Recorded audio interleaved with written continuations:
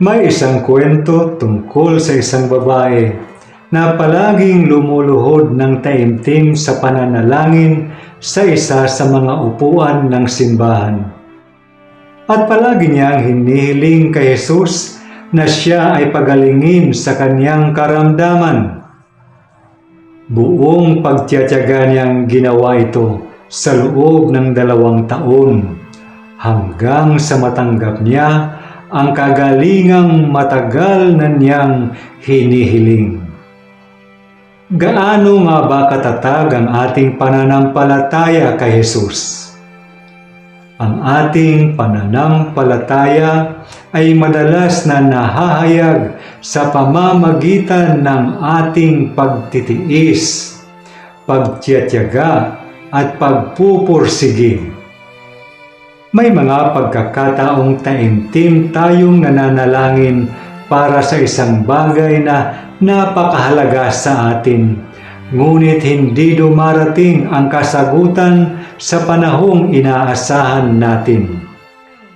Makikita natin ito sa babaeng Kananea na hindi sumuko sa paghingi kay Jesus na pagalingin ang kanyang anak na pinahihirapan ng demonyo.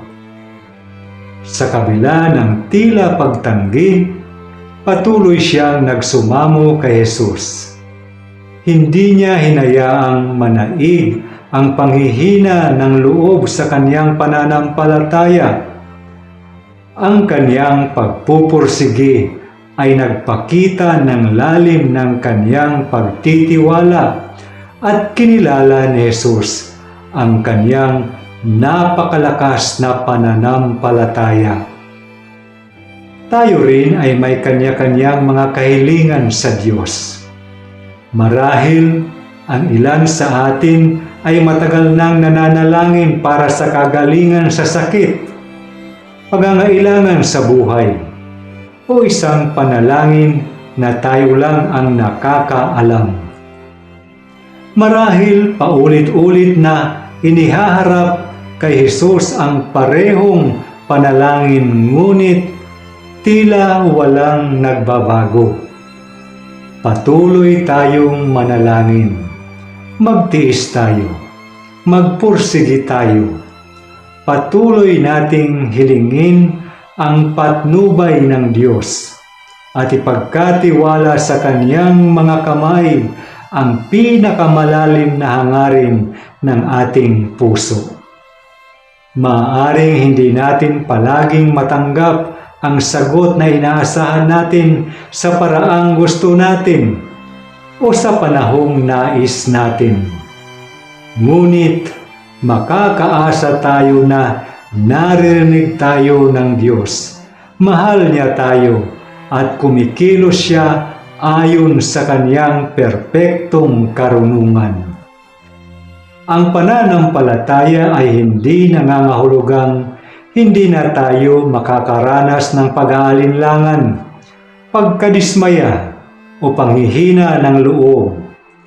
Ang tunay na pananampalataya ay nangangahulugang kahit nararanasan natin ang mga ito, pinipili pa rin nating manatili sa paanan ni Jesus. Patuloy tayong nagtitiwala kahit hindi natin nauunawaan. Patuloy tayong nananalangin kahit hindi pa natin nakikita ang daan.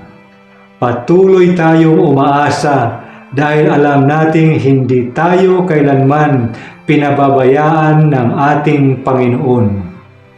Kaya't magpatuloy tayo sa pananalangin at manatiling tapat, sapagkat kahit tila tahimik ang Diyos, hindi siya kailanman lumalayo. Kahit hindi natin nakikita ang kanyang ginagawa, kumikilos siya. At kahit mas matagal ang kasagutan kaysa sa ating inaasahan, hindi nagbabago ang kanyang pag-ibig sa atin. Kapag tila walang kasagutan ang ating mga panalangin at tila napakahaba na ng ating paghihintay, mananatili ba tayong nakaluhod sa paanan ni Jesus at kakapit sa Kanya?